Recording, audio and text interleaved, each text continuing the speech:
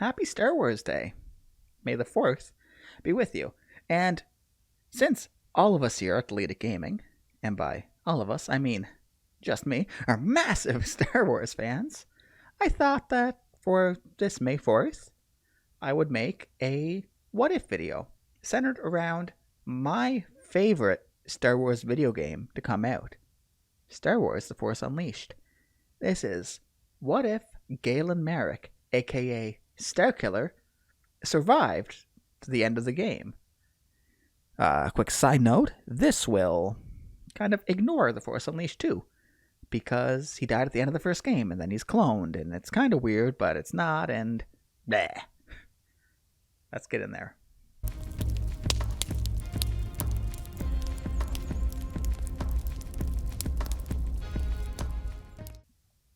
Now, the first thing we're asking is, how did he survive? Well, simple. After Darth Vader betrayed him, and it came out that Vader manipulated him into gathering all the burgeoning rebel leaders to gather on Corellia, that when he showed up, Vader still shows up. Galen tries to fight him off, and Proxy ends up dying as Obi-Wan, and it's just as insane as the first time I saw it, because I was like 12 or something when that game came out. So when I saw Obi-Wan show up on Corellia, I was like, oh my god, this is incredible. And oh no, it's Proxy. Actually, literally, the first time I played the game, I went, Obi-Wan! And then he got stabbed, and I was like, Proxy. I just knew. So, but that still happens, and Galen still goes to the Death Star with Juno Eclipse on the Rogue Shadow. So they show up there. He fights his way through the Death Star, makes it to the throne room, and the rebel leaders, Jedi Master General Coda included, are all chained up there. They're about to be killed when Galen shows up, fights off Darth Vader, manages to severely weaken him, and then as the Emperor says to him, "Do it, strike me down, and you will become more powerful than," or whatever he says. So, Galen, of course, doesn't go for the rematch against Vader. Instead, he fights Palpatine and manages to hold him to a standstill. So Palpatine's there, shooting his Force lightning at Galen, when all of a sudden, the Rogue Shadow swoops through, blasts out the window of the observation deck because of its impressive cloaking technology. And just like they did in the game, when all the rebel leaders are filing onto it, General Coda yells, "Come on, boy! Get on this shuttle with us!" And the Emperor is there saying, "No, no, no, you will not escape." And he redoubles his Force lightning at Galen. And Galen, being the powerful half dark side user, half Jedi, I guess he's closer to a gray Jedi at this point, kind of. It's like straddling the middle. He's still using all of his dark side abilities, but using it for the greater good. I guess a dark Jedi. But the Emperor shoots his lightning. Galen puts up a massive Force bubble in front of him, redirecting the lightning back towards the Emperor, causing a little miniature explosion between the two. Galen gets thrown back into the Rogue Shadow, right as you hear Leia yell at Juno, "Punch it!" And they shoot off into hyperspace. So that's how Galen survived. But then, what happens next? Well, it's a few years later, with the help of Galen and the other rebel leaders, they begin to build up a army, the Rebel Alliance. It's forming all the soldiers that Mon Mothma has, with all the tactical and political connections that Bail Organa and Leia have, and it just kind of happens that it builds up over time. And Starkiller, he's not much of one for politics or being a general. No, that more falls towards Master Ram Koda, who also in this time is continuing Starkiller's Jedi training. And of course, most of the time, Coda and Starkiller are away from the rest of the Rebel Alliance. Because at this point, Vader, the Empire, everybody, and the Inquisitors, they're searching for Starkiller. And much like how in Rebels, Ahsoka took on the role of Fulcrum, uh, I believe that Ahsoka and Starkiller would eventually work together. Ahsoka would be transmitting the intel that Starkiller will be collecting, because the fewer Jedi that the Empire knows exist and the knows that are still active in the galaxy, the better. So Starkiller is making sure he's the one that's taking all the risks, because that's what he's best at. He is an assassin. He's a powerhouse. He's a sledgehammer of just basically raw power. Until one fateful day, the Rebel Alliance find out that the plans for the Death Star are on the planet that they end up being on for Rogue One. And and Jyn Erso and the rest of the gang from Rogue One, they all show up, and they're going on their suicide mission to the planet. And this time, Starkiller's there. And him and Juno Eclipse, who is still very much in love with Starkiller, and he with her, they decide to join in on this mission, because their ship has the best cloaking technology in the galaxy, essentially. So who better to sneak in and out? But once they get on planet, the whole plan is happening. And Darth Vader, he's not up. And once they make it to the planet, Galen senses that Vader is above the planet. And, of course, Vader senses Galen Marek. And Vader's thinking, my apprentice has returned. Sorry, I can't do a Darth Vader impression. So, Galen completes the mission with the rebels. It goes much faster and much smoother with him there, because despite there being an a literal army of stormtroopers, and even Tarkin being around, there's just no match for him with his unbridled power and his chaotic energy. There's just no match for his chaotic energy and his power. He's just force lightning everybody. I always use the explosion move, where you suck everybody in and then poof. That was my go-to for clearing the screen. So he gets in there, and they send the plans to Princess Leia on the Tantive 4, and that ship starts to get away. And events happen just like they would at the beginning of A New Hope. So Luke ends up finding R2 and 3PO on Tatooine, because Leia, despite knowing Rom Coda is there and Starkiller is around, Leia's thinking this is it. This is time to get the great Jedi Master Obi-Wan Kenobi involved. So she sends off a message to Obi-Wan, only this time when she says, instead of saying, "You're our only hope," she says, "Master Kenobi, we've stolen the Death Star plans for the Empire, and we need you to take them to Alderaan. You are our greatest hope." And of course, the Jawas get them, and Luke eventually comes into contact with the droids, and of course, at this point, Obi-Wan he's not been contacted by anybody, so he doesn't know about Starkiller. He might have sensed rumblings in the Force of a really powerful Force user, but he doesn't know about him specifically.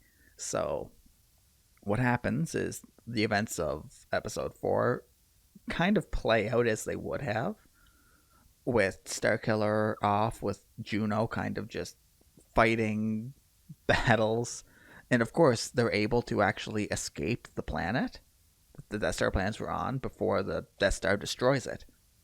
Because once again, they have the Rogue Shadow. Right as the Death Star is firing its laser, the Rogue Shadow swoops up, picks up Starkiller, and blasts off. Unfortunately, the rest of the Rogue Squadron squad doesn't make it off planet because they were scattered in the battle and there was no way they could pick them all up.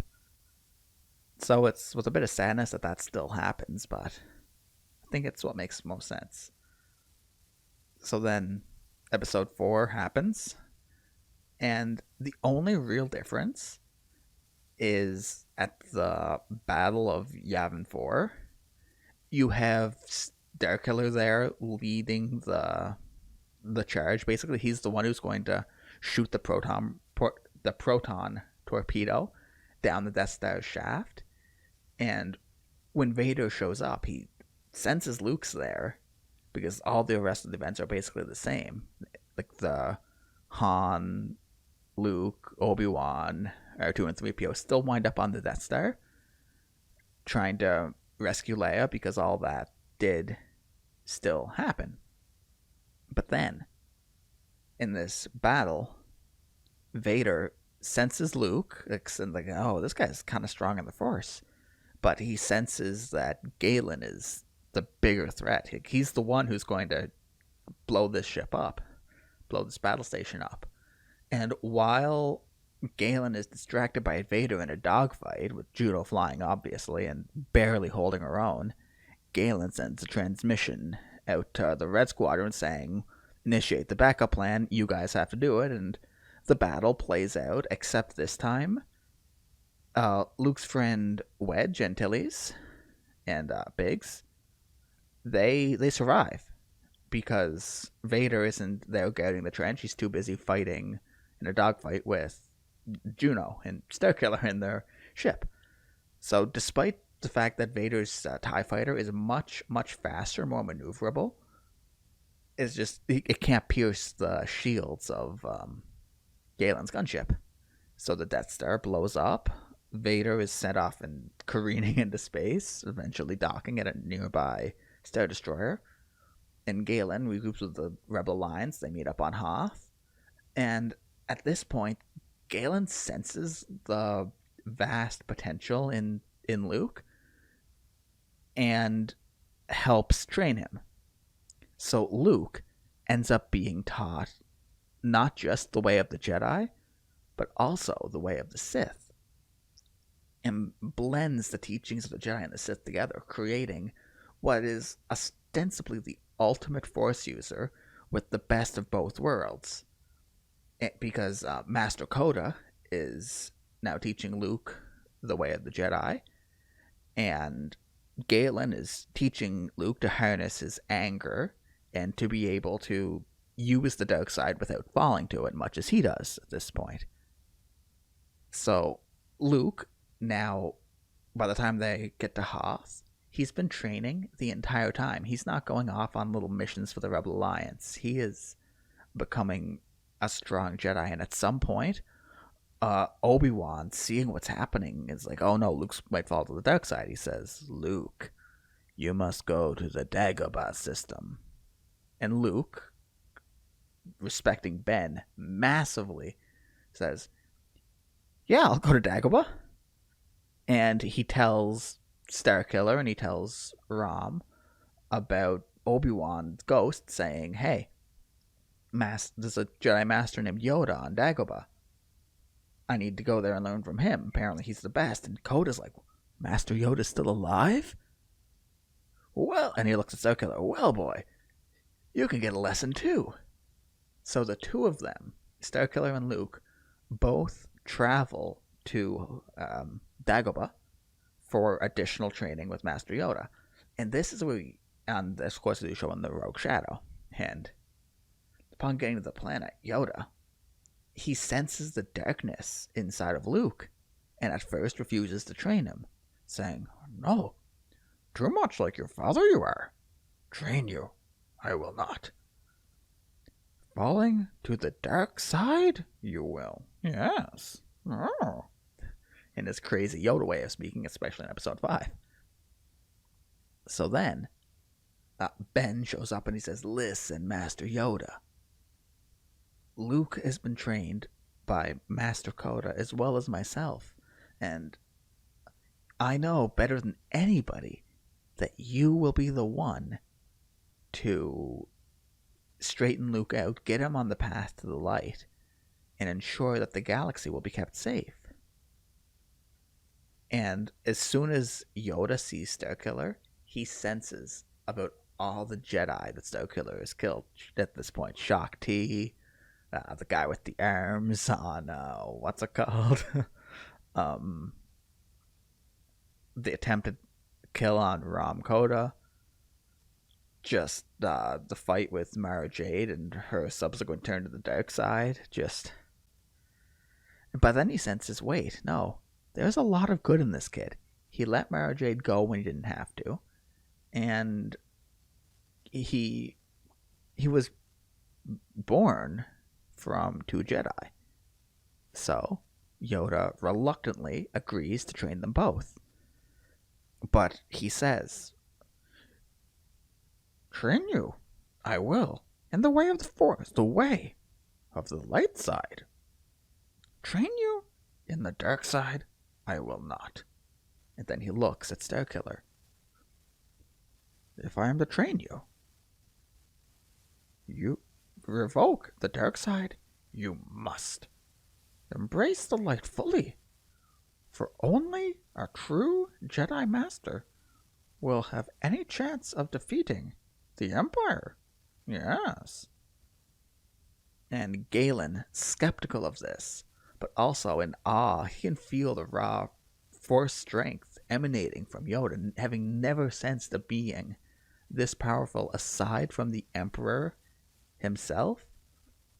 He realizes, okay, the light side is definitely the way to go, and begins his training.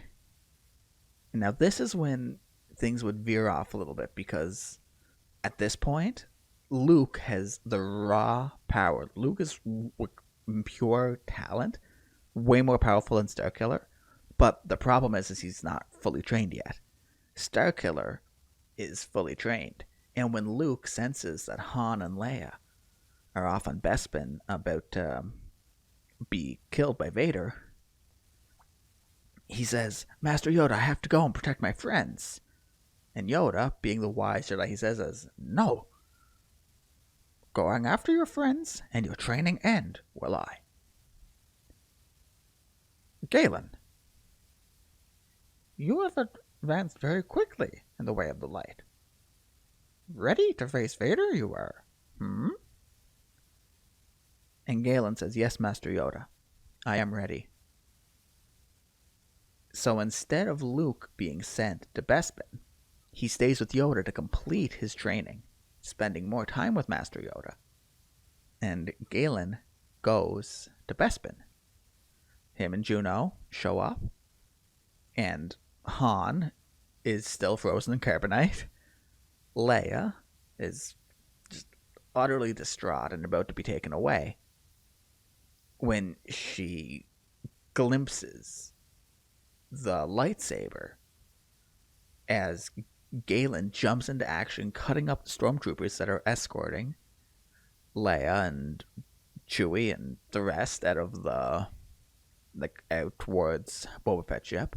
And without a second thought, he battles Boba and ends up defeating him on the planet before going to the chamber where Darth Vader is waiting.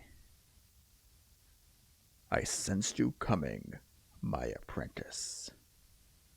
"I am your apprentice no longer," says Galen.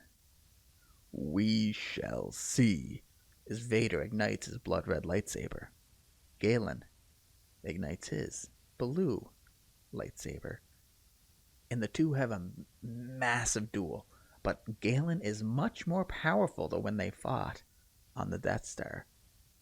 And after a while, it seems Vader is actually being pushed back. But during this fight, Galen, he tries so hard to stay on the way of the light. But he just keeps fighting and getting more and more angry, remembering what Vader did to him, how he tore him from his father and mother on Kashyyyk. And he slowly gives in, and slowly you see his eyes turning Sith yellow as he batters Vader down, hammering him. And just as he's about to land the killing blow, Vader, weakened on the ground, says, "Stop! If you strike me down, you will be a fully fledged Sith Lord, and you will be ready to take my place beside Emperor Palpatine's side."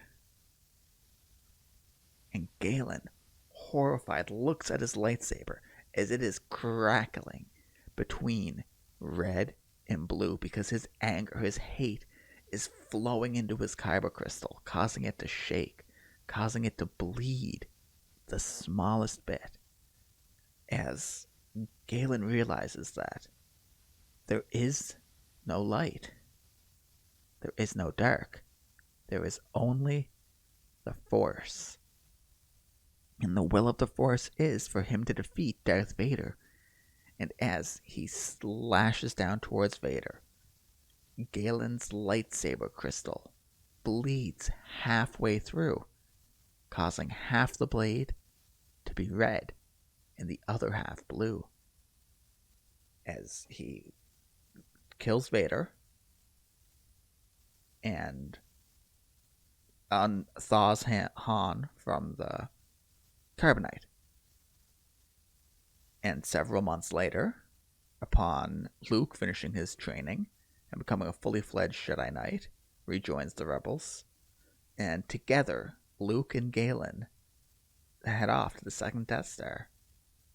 And the two of them together prove too much for the Emperor as they quickly dispatch him.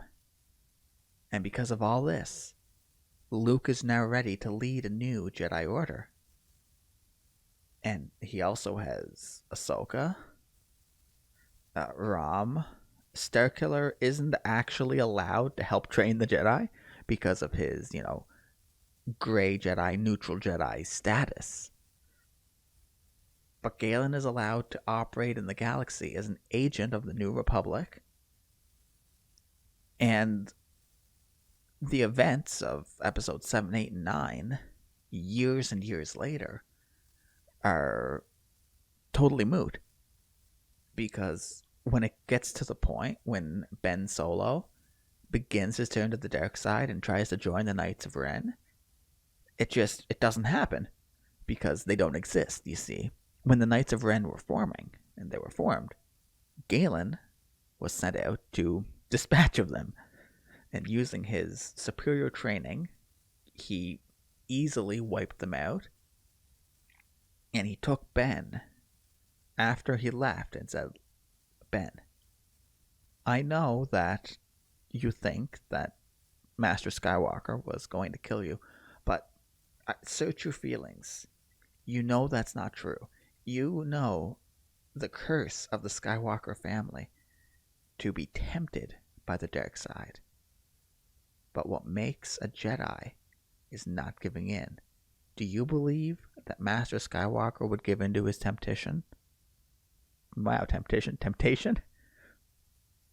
And Luke and Ben looks up at Galen and says, "No, he would never."